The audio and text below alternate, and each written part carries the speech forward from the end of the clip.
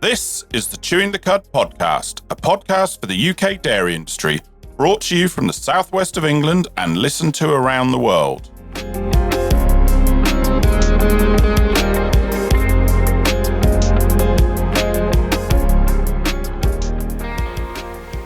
Hello, my name's Andrew Jones, and with me today is Sarah Bolt. How are you doing, Sarah? I'm really well, thank you. And Andrew, how are you this week? Yeah, not too bad. Thank you. So what's been happening in your world this week? Well, the forage wagon has been rolling this week at Bridge Farm with David Cotton making the most of his late season forage. I'm guessing he's probably not alone. There's probably quite a few people out there just trying to get a little bit more forage in the clamp before the winter really sets in. Yeah, definitely around home, probably that last week, September, first week in October, I saw a fair bit down, and I keep seeing various rakes going up and down the roads that I've been travelling this week. So it doesn't surprise me. And whether people might try and sneak in another one at the end of the month and at least try and get what's there, because there's some good grass growth around still, isn't there?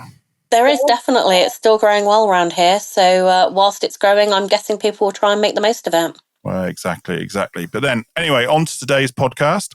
We've known about this one for a little while. I've been waiting for this one for a while. I can't remember when I first heard about it, whether it was at the dairy show last year or whether one of our guests mentioned it when they were here recording a previous episode. But I think it's a real positive for the whole industry, isn't it?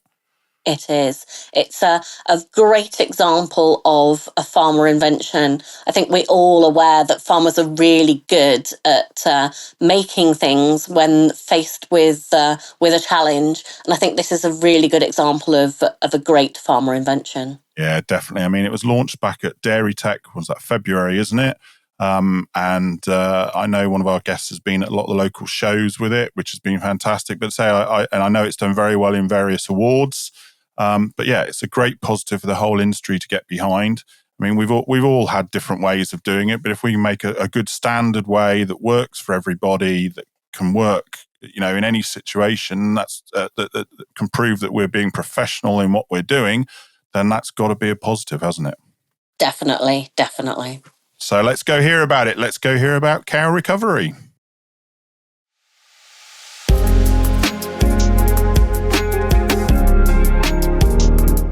This podcast has been brought to you today by Chewing the Cud Limited, who offer completely independent dairy and beef nutrition, cow signals advice and training, along with ROMS mobility scoring.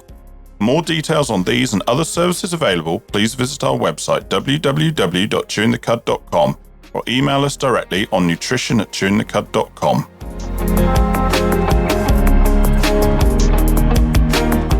Chewing the Cud Limited now offers first aid training from a registered first aid at work trainer and experienced minor injuries practitioner.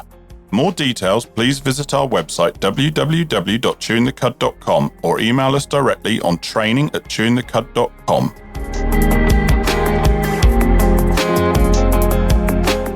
Hello, I'm Andrew Jones. And I'm Sarah Bolt. And welcome to the Chewing the Cud podcast, a podcast for the UK dairy industry. Farmer, advisor, processor, and everyone else. We have topics and episodes that will interest you. We discuss the practical and the technical aspects of different UK dairy industry topics. We aim to make you think about what you're doing and ask yourself, can it be done differently? Listen to us speak with specialists from inside and outside the industry about their area of expertise. Subscribe and listen to episodes for free on your favourite podcast platform. Or sign up to our website, www.chewingthecud.com, for podcast notifications so you never miss an episode. And links to our socials, including Instagram, Chewing the Cud Podcast. All one word, and remember, no G. Or email us direct on podcast@chewingthecud.com. If you like what we do, please share and leave us a review to show your support. And that's it. Enjoy today's episode.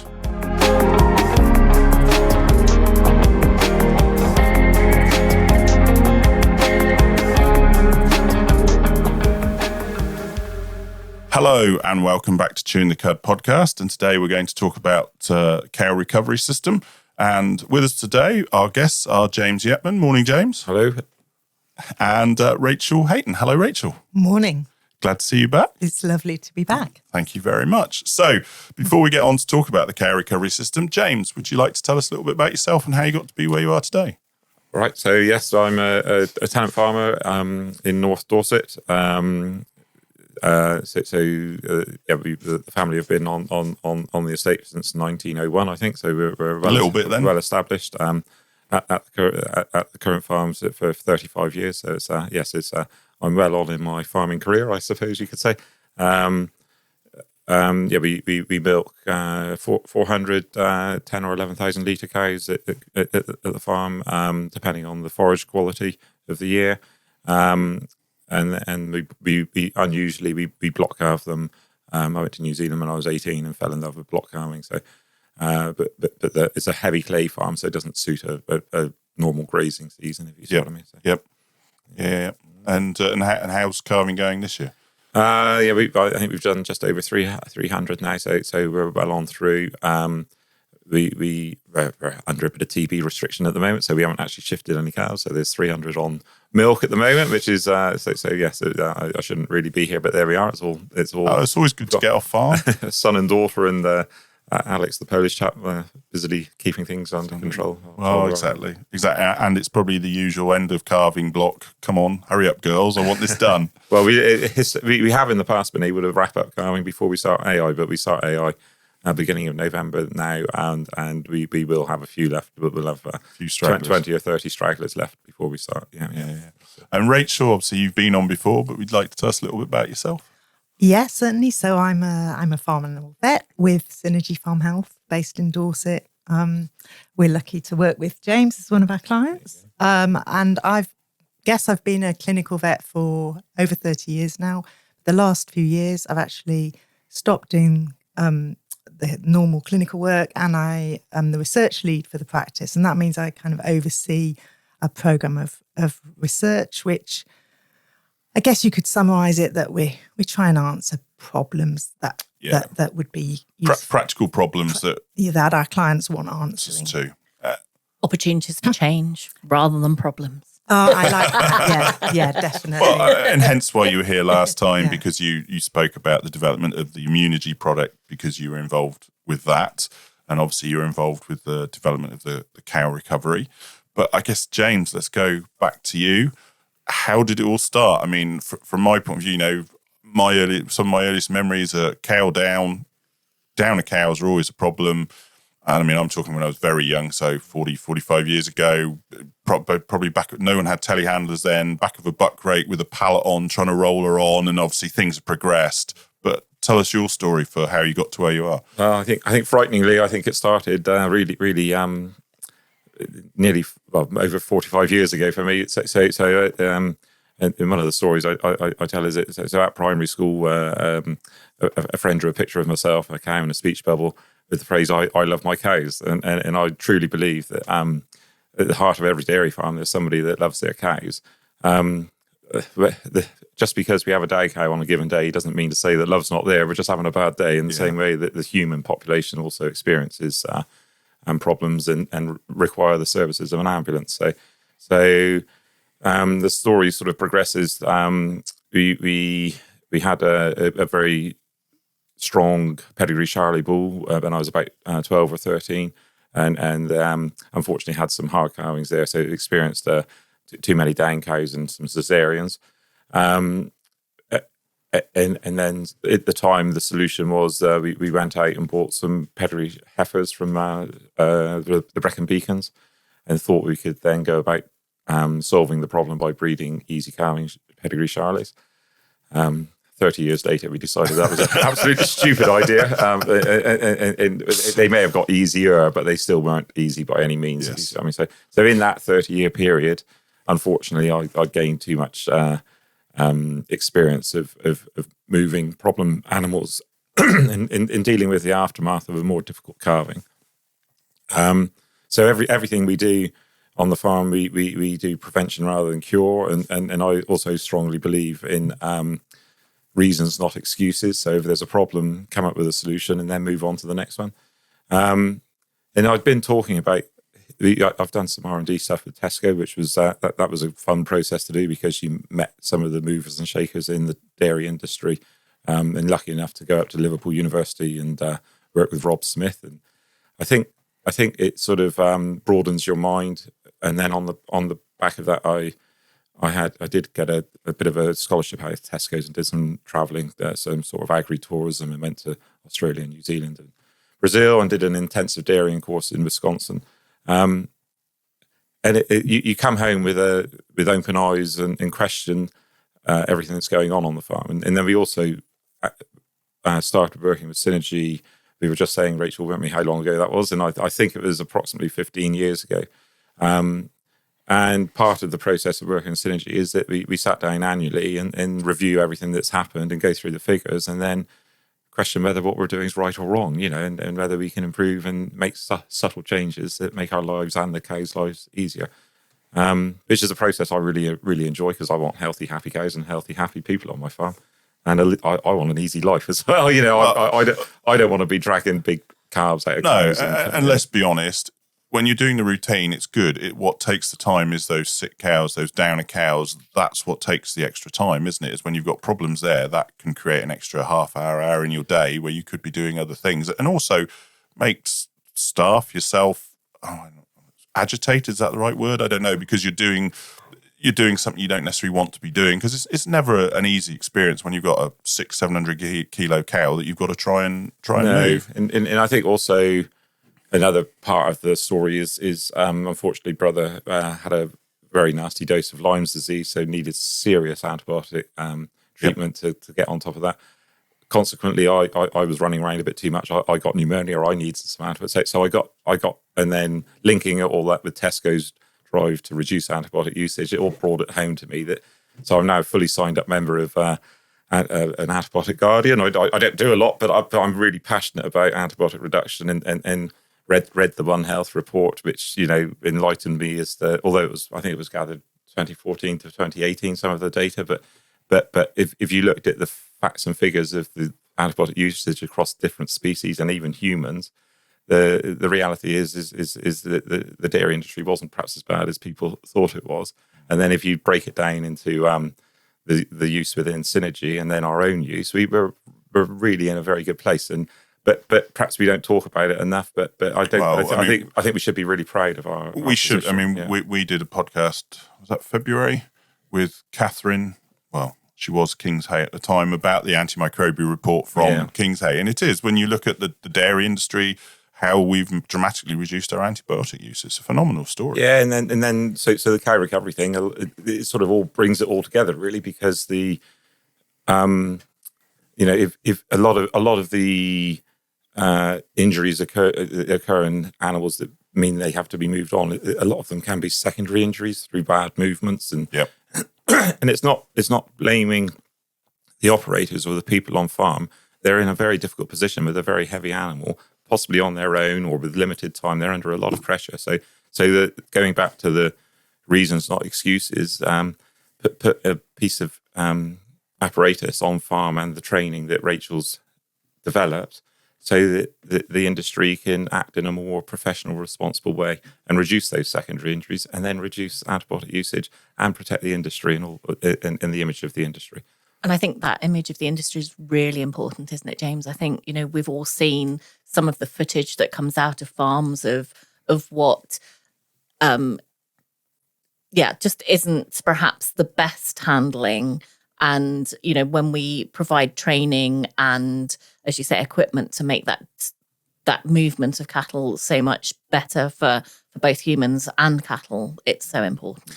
And really, so some of the criticism part of it really, really upsets me. And but equally, have a look at that criticism and use it as an education. Don't take offence from it, and see if we can come up with solutions because some of the criticism is valid, some of it's nonsense and overrated, but some of it is valid. Just because we're used to it doesn't mean it's necessarily the right thing. No, and we're talking very openly, and openly in public, but the impetus for cow recovery really came on. It was Valentine's Day 2022. Okay, Panorama aired a program of animals being hip hoisted out of cubicle passageways, and I felt really, really upset for the farm. Really, yes, probably it wasn't the best thing to be done there, but I can understand how that process had evolved and happened, because people are, like I said, in a difficult position. They're trying to do the best. But hip hoists have a place sometimes, don't they? But it's you're probably, well, I've seen them used to literally carry the cow just from the hip hoist, and that just isn't the right thing. Absolutely Are not. we calling it the wrong word? Is it that it shouldn't be a hoist, it should be more of a support? Is that perhaps in the naming of how we call these things? Yeah, I think actually that's our next piece of work, is we want to really bottom out acceptable and unacceptable uses of hip hoists, because they can be incredibly useful pieces of kit and they can be terrible pieces of kit. It's when people use them to move the animal simply just from hanging from the hip hoist. It's not right. Absolutely not. The animal should always be in contact with the ground. Yeah. Always weight bearing and not being used to move them. It's like most things that used correctly, they have a place, but it's used when they're used incorrectly, like you were saying, what you saw on Panorama, that causes an issue for the industry, isn't it? And it gives the wrong image of the industry, and we want a positive image for our industry. Yeah, So it's not just about a positive image. It is very much about the bruising side of things. So if an animal's been poorly handled with a hip hoist, and then you go and do, Rachel will have done loads of postmortems, won't you? And I fell down and unfortunately broke my ribs a couple of years ago feeding the cows. The sort of comedy sketch where your feet go beneath you and you drop four. I only dropped 4 steps, but yes, I was rolling around in the crud, bawling my eyes out for a couple of minutes. The pain of it, and then my torso was black and blue. I thought a good thing to do. I like sea swimming, so I thought I'd go in a bit of cold water, a bit of swimming would help. I nearly drowned because I was unable to move my body. So is it any wonder that those cows that have been bruised, never get back to their feet, because it's no different than a human that's in pain. You avoid things that are hurting you, don't you? So if it's going to hurt the animal to stand, she won't stand. I've got to be honest, I've noticed like breaking concrete a lot more. I broke my ankle last November, and prior to that, didn't notice it. But when I've been on farm or do things and you find that uneven concrete, it's like, now I can understand it a lot more, because I feel it now in a way I didn't used to. But going back to your point about that Panorama programme, James, I mean, the problem was, I think, that we can all look at something and say that's wrong. But there was a massive vacuum there. There was nobody explaining clearly what was right and providing those solutions. So, and that was really the feeling that came out of that, wasn't it? There was that you felt you needed to provide the solution. Yeah, and I've spoken to lots of farmers and vets since I've been doing this, but I don't ever want to vilify farmers that have done that, because I understand how that's happened, because they've moved an animal 2 foot to the straw yard. Then next week they're going 10 feet, and before you know it, you are moving, and you're in a very difficult position, possibly on your own at 4 o'clock in the morning. You've got to get on and milk the cows. So I talk about we have worked with the people that advise Barter, that advise the fire brigade, don't we? And so in the different, part of the discussion is if a fireman pulls a horse out of a ditch, he's a hero. But if a farmer pulls a cow out of a similar situation, he's a villain. And you've got to understand the thought processes behind it, and a lot of it's imagery and the professionalism in which it's done. So that's what we're trying to bring to cow recovery, is a level of professionalism in the way. So it's been good fun, hasn't it, working together? Because I come from the farmer's side and Rachel comes from the vet side, and we have a little wrangle occasionally as to what's appropriate, what's acceptable, and what's right. And that's but it's better to do that, isn't it? And then come to the industry with a package of so why so I employ lots of 16, 17-year-old lads and girls, and they're absolutely brilliant. They're so enthusiastic and work their socks off for me, and I'm very, very lucky to have them.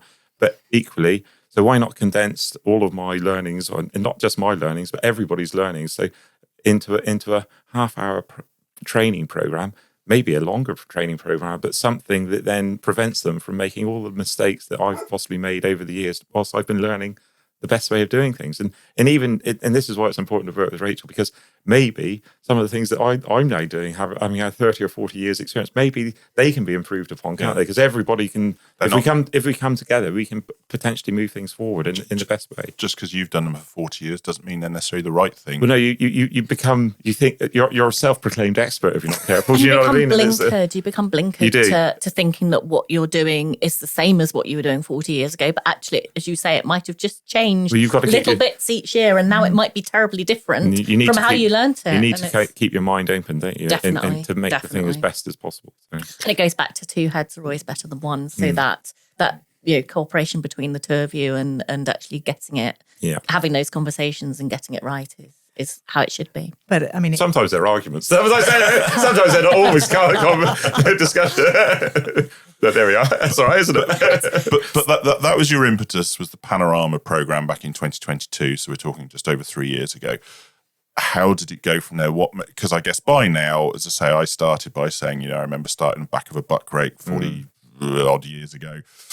Most farms, not all, but most farms now have a telehandler. Mm-hmm. They now have the big buckets. Done it myself. You roll the cow into the bucket because it's easier to move. But you've obviously progressed. I'm guessing that was your starting point, was your bucket on your telehandler. Mm-hmm. And how did you then progress in the last 3 years to the product you now have in the market today?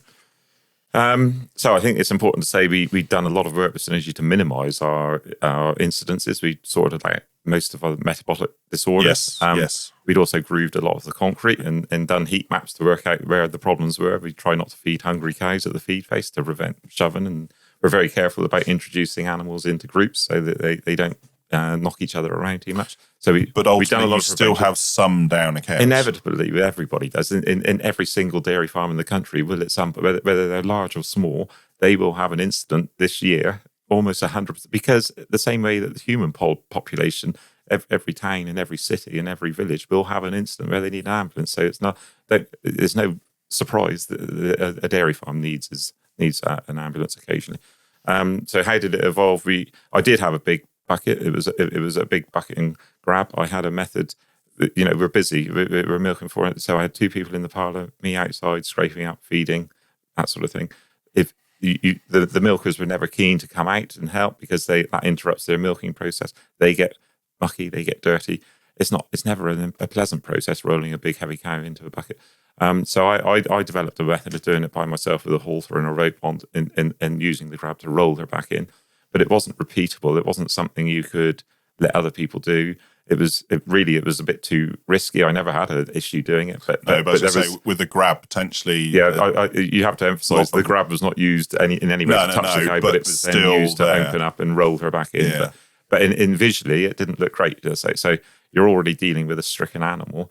So, but if you're put in a difficult position, it's far better to move her at 4 o'clock in the morning, 4:30, than wait till 8 or 9 o'clock when you had enough people, because she wants to be on the straw yard. She needs to get off the hard concrete.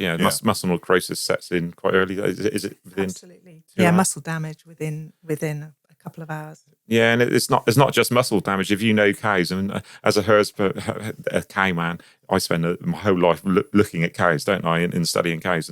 And also, I've got 4 children, and I look at my children and study children a little bit. So some of it is physical, but some of it's psychological. If a cow tries to scrabble around on concrete and fails, she gives up. So if you can get her off of concrete quite quickly onto a nice warm, dry bed with sure footing, and then when you do lift her, and she stands, she's got confidence. But if you lift her on concrete and she slips and goes, it's exactly the same when you're dealing with an old person that slipped down in a bathroom. If you can get that up the golden hour and get them into a recovery, a hospital warm bed, rather than leaving. Unfortunately, some people end up on the bathroom floor for 12 hours, don't they? And that's never good, is it? That's a bad scenario. The recovery, so the golden hour, it's definitely proven in human medicine that the outcomes are that much better. And it's the same for a cow. If you can get the right treatment to that animal without incurring further damage, then you will.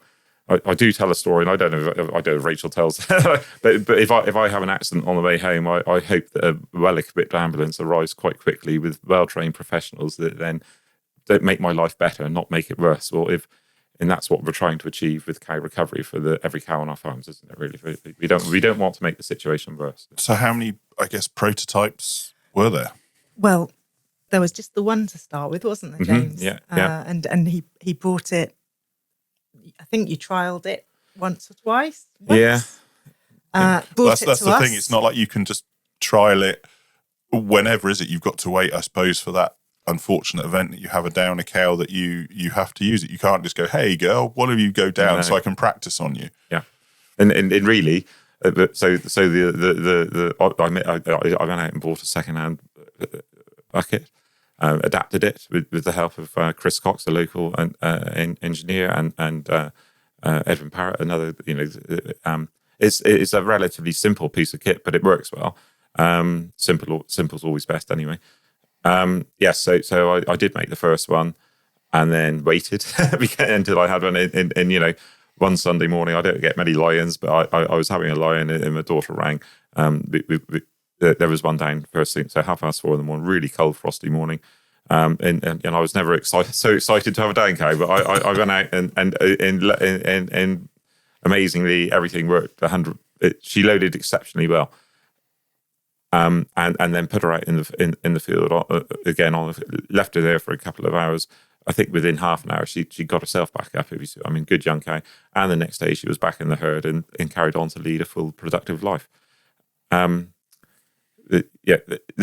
to put it into perspective, the method I used originally, so the piece of apparatus hasn't changed, but working with Rachel and then some of the big farms in Dorset, we had to evolve and adapt the technique, didn't we? So the roping and strapping technique. So the actual physical product hasn't changed a great deal. No, but the methods. So none of us had ever done it before, had we? So we had to make sure that we evolved the process. But all those herds people, some of those herdsmen, they've been absolutely fantastic, haven't they? And they've all helped video. They've videoed a lot of loadings, haven't they? And then we've been able to appraise and tweak the method, haven't we? Which has been brilliant. The first thing that we did was, after a lot of chatting and looking at your initial video footage that you had taken, which was great, was we teamed up with Jim Green from the British Animal Rescue and Trauma Association, who's really, really skilled in this area, but he's used to doing it with lots and lots of help and lots and kit and all the time in the world. And it did, he was very helpful to us, but it took him a while to realise that these animals are being dealt with by one or two people, and it has to be done quickly. Yeah.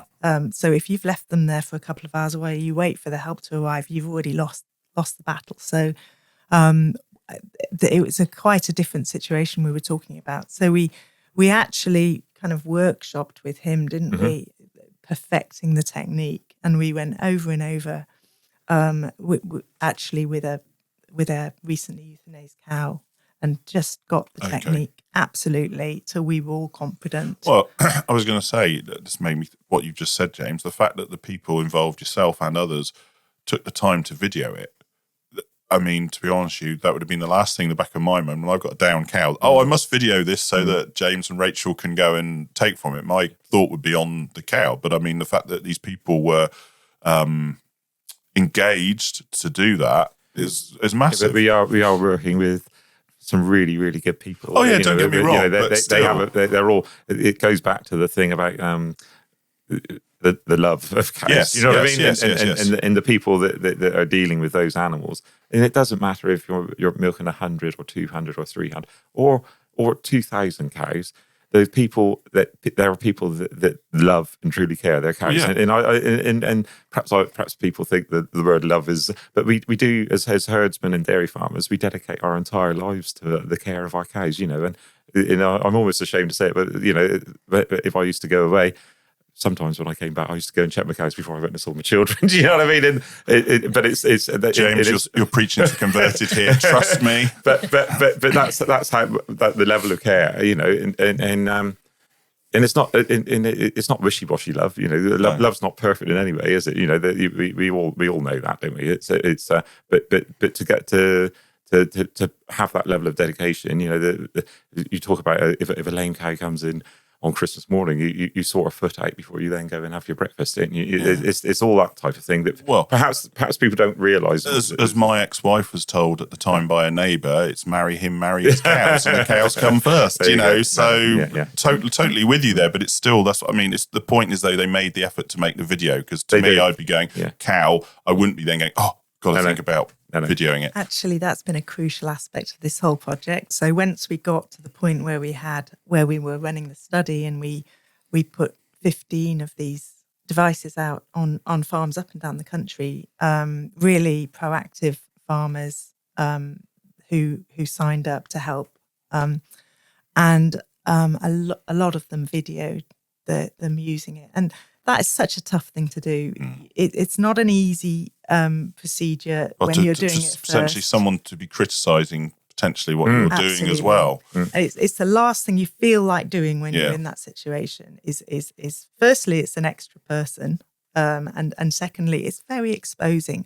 But what we found was that the learnings that you can get from looking back at a video, even their own moving, their own loadings, you can look back at the video and go, oh yeah, I should have done this, or I should have done that. Absolutely. And that includes me as well. I've done some loadings. I don't necessarily at the beginning, I wasn't getting it right every time, and it's because you're still working in a pressurized situation. But if you have a best practice method of operating, even if people just deviate slightly from that, we're still in a far better place than we have been originally, aren't we? Nothing's going to go. We're dealing with cows. Nothing's ever going to go perfectly. No. They're not a static block of wood or something that they're going to move, behave in a way that you don't expect to say not necessarily allow best practice to happen every time. So for people listening to this that haven't actually seen the cow recovery, what modifications have you actually made to the bucket before we start talking about maybe the technique of bringing that cow into the bucket?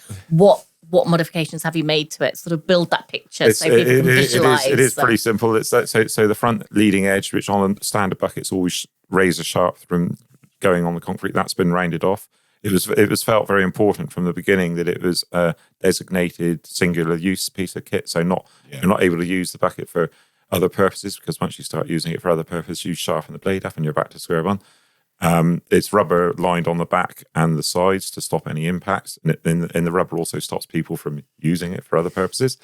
There's a reeling mechanism on the top, which on my original one was adapted from a foot trimming crush. So it's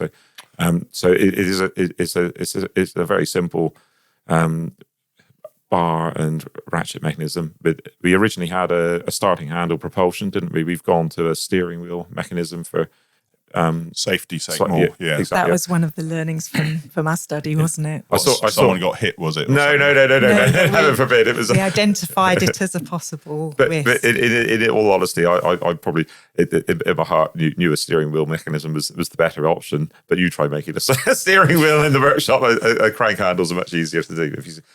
But all the farmers, they've worked with us, haven't they? In that stage. Other than that, really, the main thing is, or a part of it is the paint job. So yes, some people take the mick for it being a bit over the top, but I think when people understand what we're doing, it's very obvious from anybody viewing from afar that we're operating in a professional way, and the intention is we recover the animal. So we move her to the recovery pen, and she recovers. So that's we tried to find a singular name for it, didn't we? But cow recovery encapsulates it all. And then the green cross on the side is a very simple way of conveying the message. And that first aid that we're very au fait with that green cross, aren't we? Across. And when I googled it to find out if I could use the green cross, I found out that Mikhail Gorbachev had used it in 1994 as the beginnings of sustainability movement, and I think it fits nicely. It is what we're doing is part of sustainability. We're reducing waste and we're protecting the image of the industry. So I think it fits nicely. We also produced.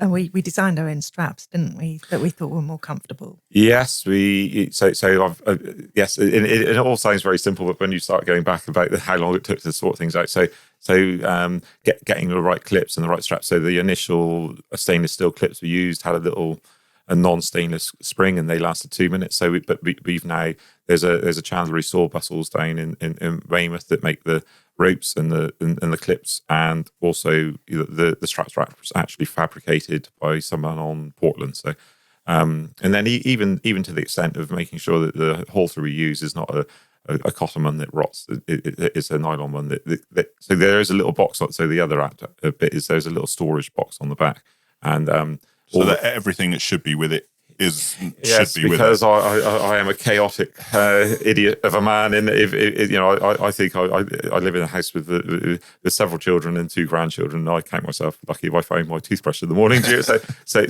But when you've got a down cow, it should the system needs to be there, ready to go. You don't need to. It's like when you carve a cow, you want to know those ropes are there where they should be. You haven't got half an hour to go and gather everything up. You just got to go. So that's the idea of it. And there's also now there's a A4 laminated sheet with a 9-stage program that Rachel's created.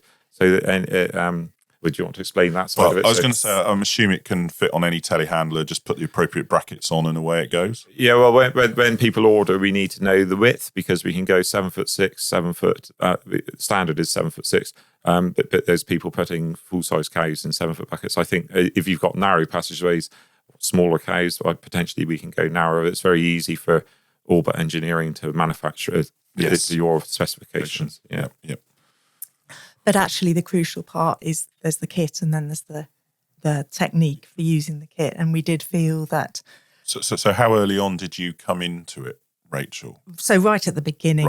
And actually, James brought his prototype into the practice early on, and wanted to know what our vets thought about it, and we had conversations right from the start. And our first reaction was, absolutely, this is a fantastic idea. It needs to happen, but let's make it foolproof. Let's make sure we're doing it properly, and then we need some evidence to show that we think we're on the right track. We need to show that we are on the right track and that we've got this right. So James is very sort of wants to crack on and progress to the next step. Doer.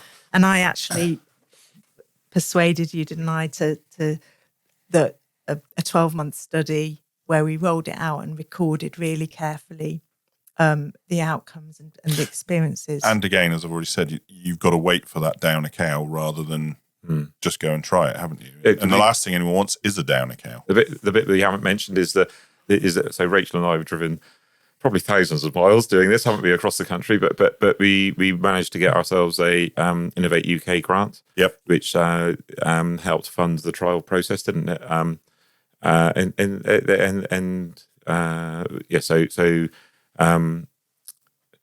For people that don't know Innovate UK, it's an opportunity. So I came up with an idea, but to bring it to market was going to cost me some money. But it has cost me quite a significant amount of money.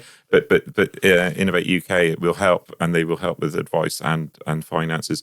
It's quite a process doing the application, and that's where Rachel came in, because you've done other projects, haven't you? And I didn't want to. I'm not a clerical man. Do you know what I mean? So do you want to explain a little bit more about it? Absolutely. And we were lucky that these grants were being made available at just the right time for us. But it's called the Farming Innovation Programme, and it was a research starter grant. So it was absolutely aimed at the sort of thing that we were trying to do, and it part funded the time, part funded some of the kit costs, which enabled us to get 15 out on 15 dairy farms, and we were really lucky with who was wanting to engage with us on that. We had some big high profile farmers, didn't we? And a lot of cows between them as well. Yeah, because you need caseload. It's nobody putting them on a farm that's going to have one down a cow in the year.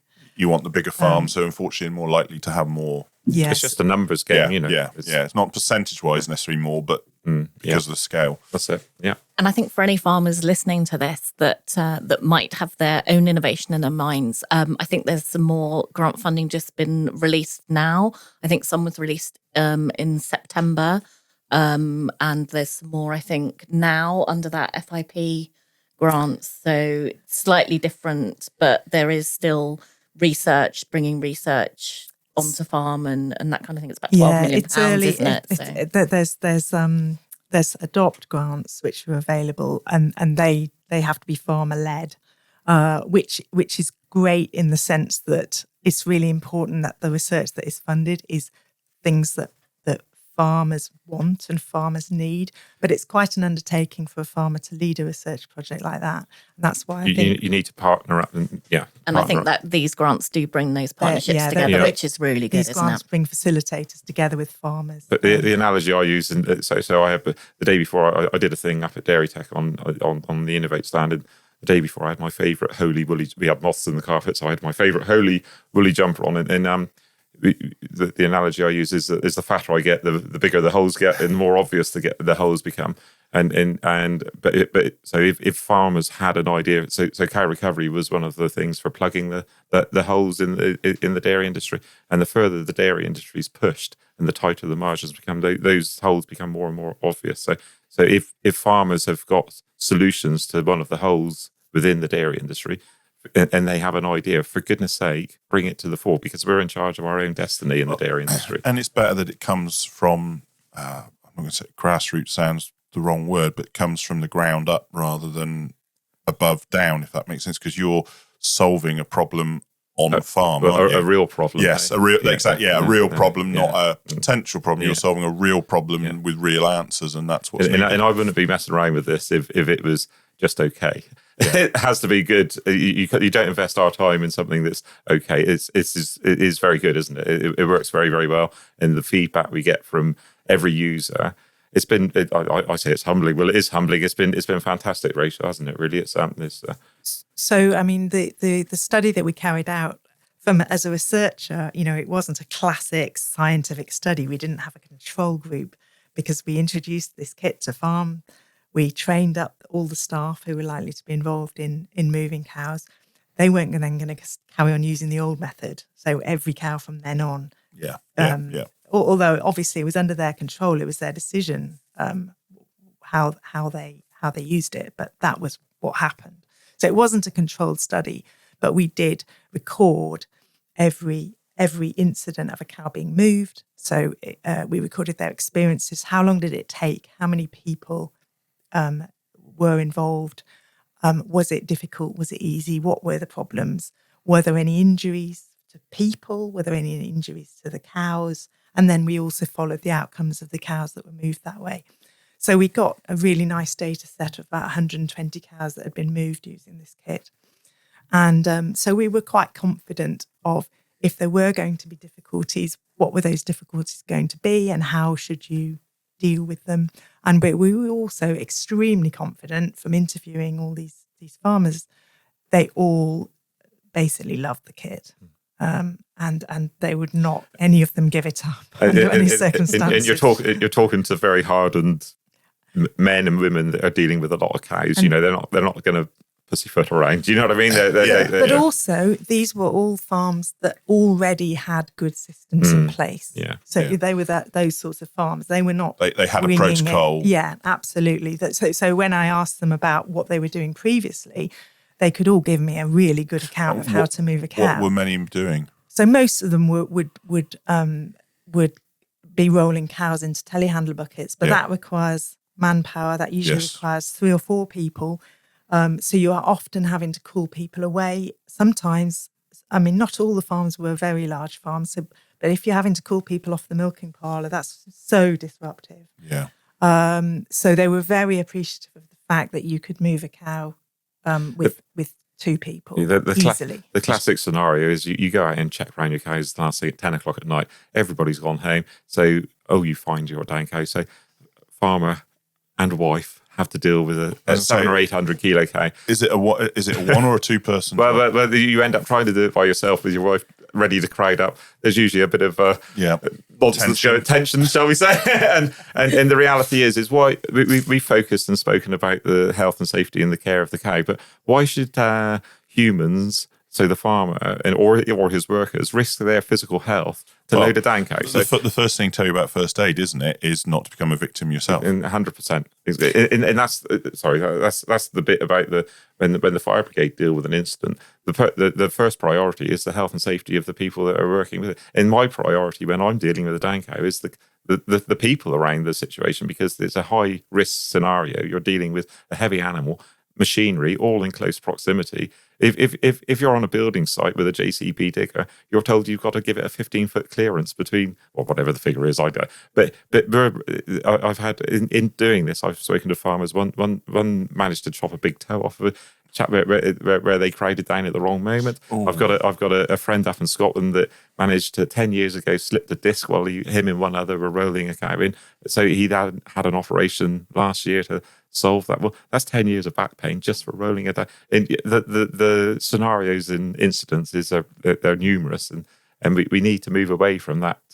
We put limits on how many kilos we're allowed to lift safely these days. Well, but then we go and try and roll a 800 kilo cow into the bucket. It's moving. So how many people can do it now? Is it one or two? The technique that we teach that's in the training video is 2-person technique. Right.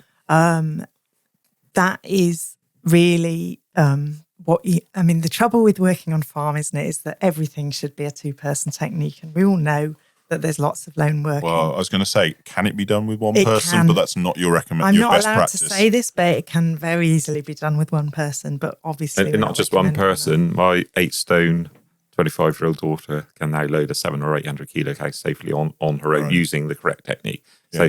So, but I do go back to Rachel's point. We best practice is it really is. With people working alone, it can be.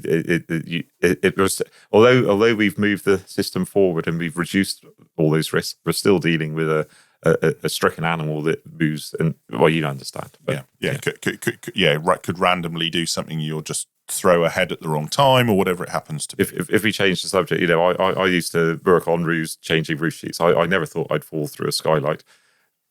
10 years ago, I did. Do you know what I mean? But I had a safety net beneath. I landed in the safety net and I was back up there in 10 minutes. So you always think it'll never happen, but assume that it will one day, because it more likely than not it will happen. Do you know? But one of the big changes, it's not just about the number of people required and the time. It's also taking the stress out of it. And I think we've all, rolled a cow into a telehandler bucket, and it's quite a stressy moment, isn't it? Where you've got her in and you've got to tip the bucket quick. You're trying to get that bucket she in tries to jump out. Like you talked about sharp edge, you're trying to get in as close as you can without doing any damage. And all of these things. Sadly, the vets fairly regularly do have to sew a cow up that's had a nick from that, and then that can lead to antibiotic use. Yeah, it's a cycle, isn't it? So it's the roll-on effect. So isn't prevention rather than cure. It's got to be. And actually taking the stress out of it allows people to just be paying more attention to those adverse events that might happen. And actually, with that sort of feedback loop of, a stressful person will stress the animal out, and a stressed animal will stress the person back out again. And is it the Hemsworth cycle of? Absolutely. Can't remember what they call it, but the Hemsworth cycle, where we're stressing each other in that situation. It was quite. We had feedback meetings at the end of the trial, and one of the questions was, "What was the first word that came into your head when you were presented with a down cow?"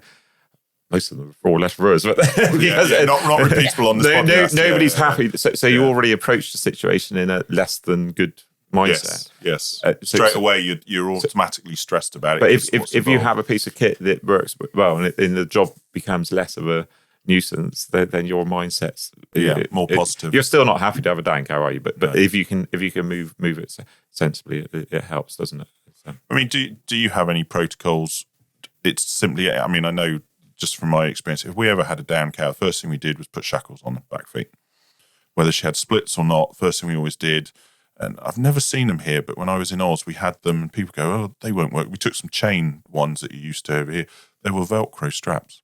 So instead of taking minutes, they were on those back 2 feet within seconds, and they never broke or whatever. But I mean, for us, okay, you can tell me completely otherwise, but for us, one of our first things, cow went down in the yard, whether she'd slipped or whatever it happened to be. First thing, right, shackles on the back feet because they're more likely to, help get up.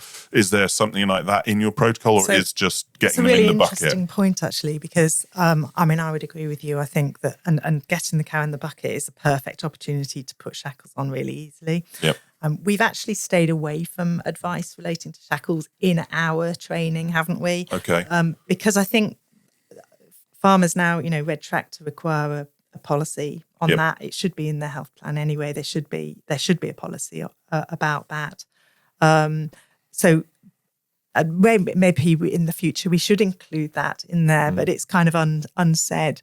But actually, yes, getting the cow in the bucket is a perfect opportunity to put the shackles on, so that when you release her into the hospital pen, often the first thing they do is get up, isn't it? Yeah. It is. The whole thing is another debate, really.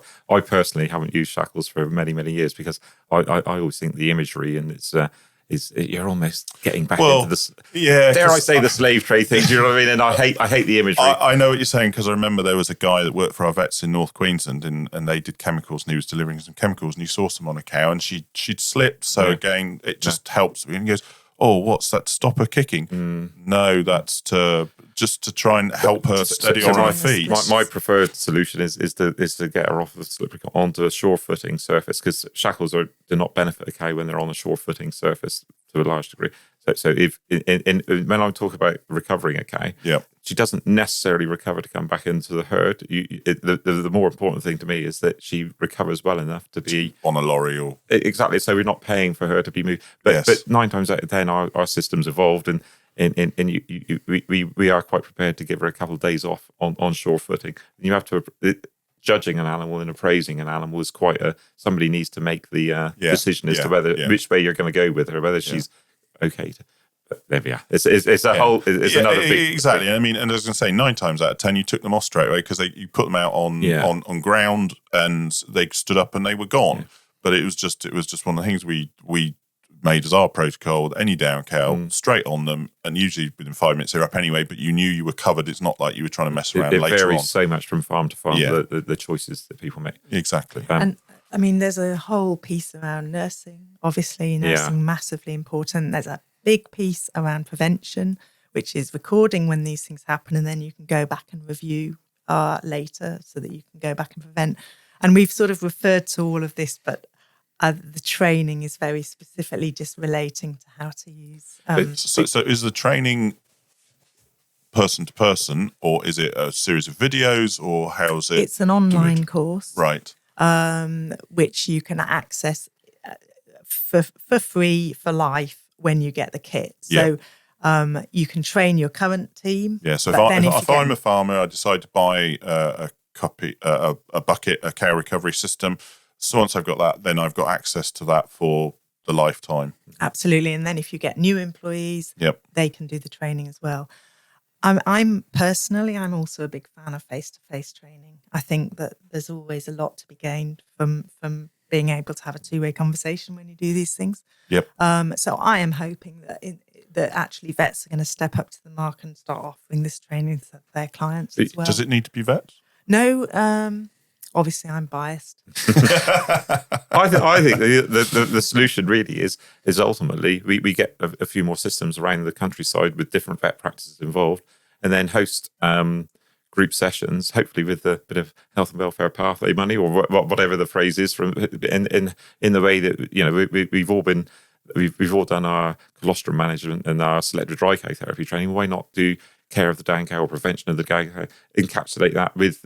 But if we do it on farms that are advocates, so you said, does it have to be vet training or farmer training? It needs to be a combination of both, I think, because in those meetings you'll have the vet and then other farmers hopefully getting involved and share their experiences, and it becomes a group effort to move the industry forward, doesn't it? And farmers love to hear from other farmers.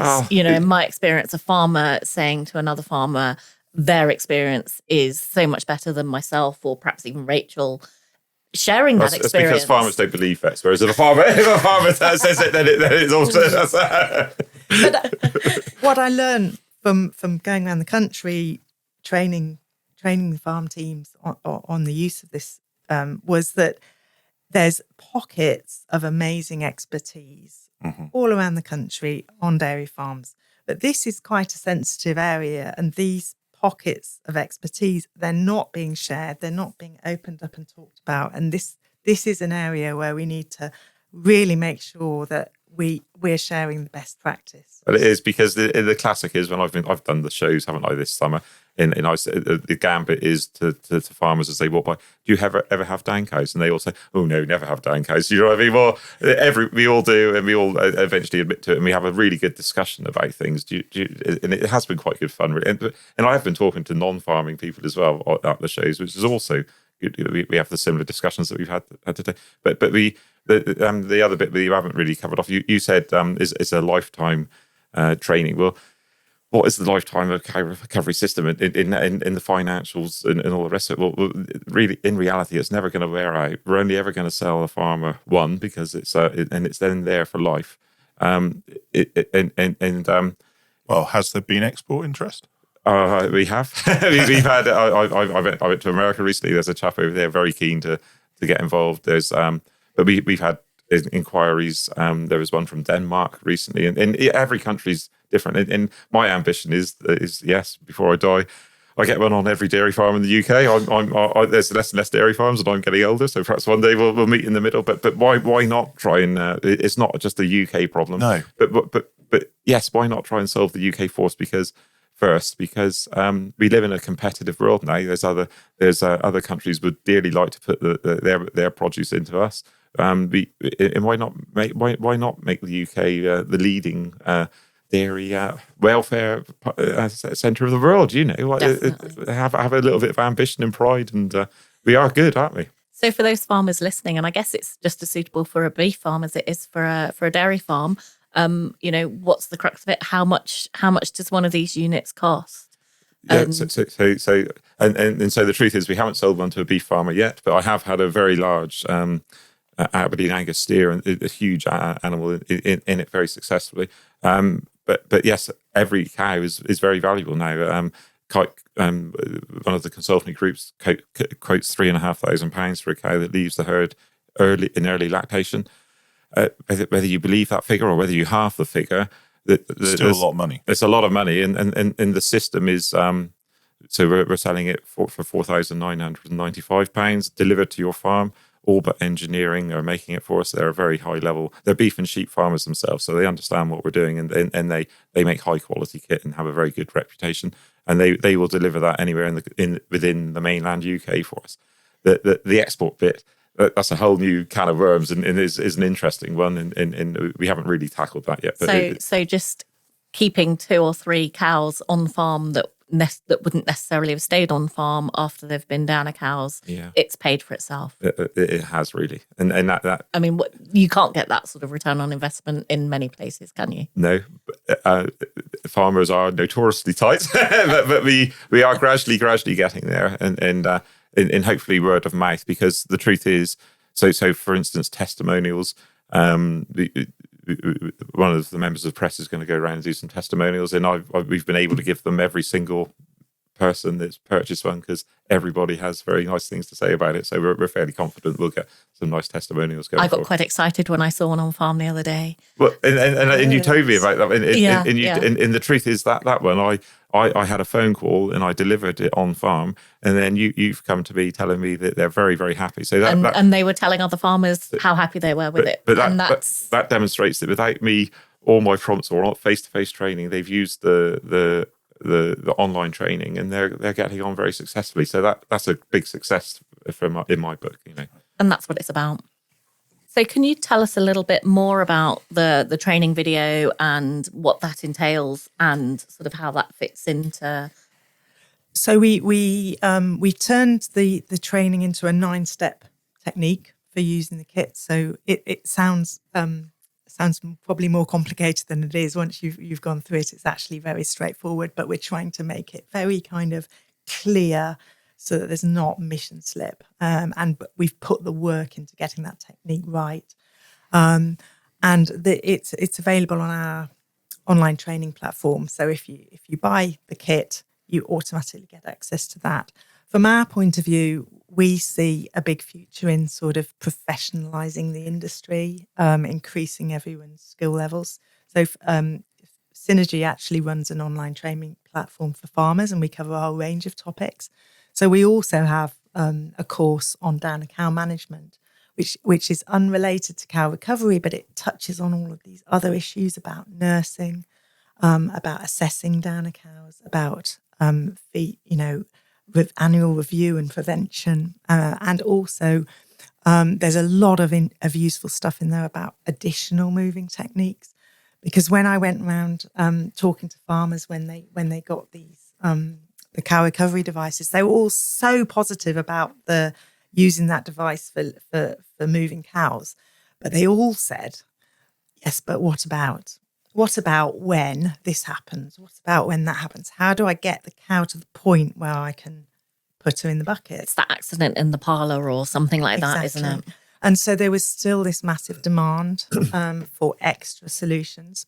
So we've actually got an online course that covers a lot of those, and a lot of that we've got to thank Barter for, because they've got a lot of expertise in this area. But there's also a lot of farm-specific knowledge that's gone into it as well. But we're actually hoping to do another research project where we workshop, where we've got sort of 5 engaged farmers who want to be involved in this, or is it 6? I'm going to get that wrong. But we've got a working group of farmers who are going to basically provide us with every scenario that crops up.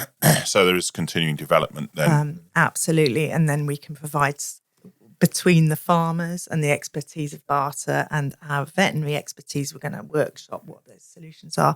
So we see this as massively important, but also part of the bigger picture as well. Yeah, the whole ambition really is that if an incident occurs, so it's a bit like the training with the cow recovery system. If an incident occurs, there's not a mad panic and people scratching their heads, we could try this, we could do that, so that people aren't making it up as they go. So there's just a tried and tested process and protocol, so that it's a cool, calm procedure, isn't it? That's what we're trying to involve. And everyone says, oh, that was an emergency. I just did what I could at the time. But a lot of emergencies, you could have predicted that sooner or later it was going to happen. You might not know it was going to happen that week, but you could guess that it was going to happen at some point that year. And so those situations we should be able to predict, have the procedure in place already. And have that best practice as to how to deal with it. Yeah, and yeah. Well, because at the moment at home, if an incident occurs, the natural reaction is, get Dad. Do you know what I mean? Well, what happens if Dad's not there? Yeah. Or, you have to enable younger people to have the experience and capabilities that perhaps Dad's got or not got. But do you know what I mean? It's that process, isn't it, really? Well, it's sharing the experience and growing the experience of everybody else, isn't it? Because as you say, you've got 40 plus years of handling, and it's passing that experience on. And I was about to say it's empowering people. Well, the other part of it is that our dairies now, a lot of our dairies run with female labour. The men on the farms aren't quite as robust as they used to be. So we have to come up with solutions that enable people to achieve the right outcomes. Let's be honest. I mean, I remember the first woman vet as a kid, and it was, she's never going to be strong enough. She's never going to do this. She's never going to be that. And yet now most vets are women, aren't they? And the industry's changed. Yeah. In 40 odd years, the industry's changed. And my mindset changed on that when I was struggling with calving. Again, 15, 20 years ago, when I first started with Synergy, and I'll name her, Emily came out and calved a cow that I was struggling with, and she calved as a young lady vet that put me in my place, didn't it? You know what I mean? But not, it's not really that, because she showed me the technique that she had used, and I then use it myself. But we also have a lot of people coming into farming without that prior experience, and so there is a greater need for training. And these people, they want to do it properly. Well, they haven't got that background. I'd say that with the cow signals courses I run, that the amount of people now that are coming in relatively green to farming, and that's what their employer wants, is them to do the cow signals courses, because it gives them a bit more background about why we do what we do, what maybe is better technique, all of these sorts of things come into it. So yes, I would agree with that comment. There's a lot more people from outside the industry coming into the industry now. Did I read some of it the other day is off the back of Mr. Clarkson? So is that a good thing or a bad thing? One last snippet is I've got a friend of a farming friend. So his partners realise that people that work with cows, they're very good at reading people. And I think it's because we spend a lot of time observing cows. Cows can't talk to us. So we have to understand what the signals are. Yeah. And that then makes us more capable of hopefully reading such. My wife might disagree, but hopefully reading human signals as well, which I think is quite a fun tip. But on that, I'm just looking at the time and thinking it's time to wrap it up. So, any last words of wisdom from yourself, James? No, only I've been. I genuinely hope that the wider dairy industry engages with what we're doing. I genuinely believe that we will change what happens on our farms. And really, it's been a privilege getting out onto other people's farms and seeing what's going on and hearing their stories and seeing their enthusiasm for what we're trying to do, because it genuinely has been. They've all engaged extremely well, haven't they? And it just makes you realise how wonderful the people that work in the dairy industry really are. Rachel, I would second that. I've been blown away by the expertise I've come across, but I just think we need to open up. It's a difficult area. We need to open it up and share all the best practice. Sarah? I first met James probably 2 or 3 years ago at a conference, and we sat next to each other at the conference dinner. And James's passion for his, I think you were calling it a cow ambulance at the time, but for this cow recovery unit just shone through. And I, remembered your name from that first introduction. And it's just, your passion is driving this. And we know there is so much passion within the industry that actually we will be able to make changes on the back of that passion. So I just say, let's keep talking, let's keep finding solutions, and keep going. I mean, you're right. It is a difficult subject. Anything that's difficult, though, needs to be talked about to make it progress. And as you say, it happened to be off the back of a Panorama program, which didn't put the industry in a great light. But off the back of that, you've then gone on with working with Rachel and colleagues and other farms to develop this system, which has got to be a positive for the whole industry. And as you say, you've had help from Innovate, and that's a great thing. Made the comment before we started, there seems to be a lot of innovation in the UK dairy industry at the moment, and a lot of that seems to be sort of farmer-led or practical solutions, which is fantastic, because they're answers to problems, real problems that people have. And then to finish off, really, as I was at the Cream Awards, and I know you guys won, was it the Innovation Award at the Cream Awards this year? So congratulations to you both there. Thank you very much. Thank you. So on that, I think it's a goodbye from me. And it's a goodbye from me. And thank you very much. Goodbye. Thank you. Thank you.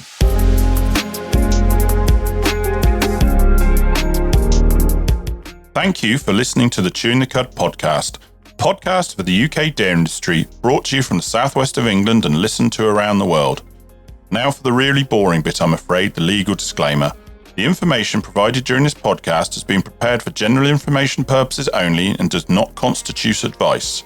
The information must not be relied upon for any purpose, and no representation or warranty is given to its accuracy, completeness, or otherwise.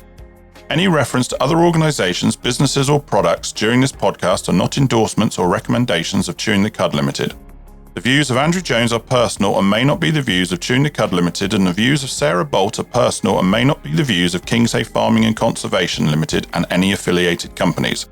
For more information on the podcast and details of services offered by Chewing the Cud Limited, visit www.chewingthecud.com. Thank you and goodbye.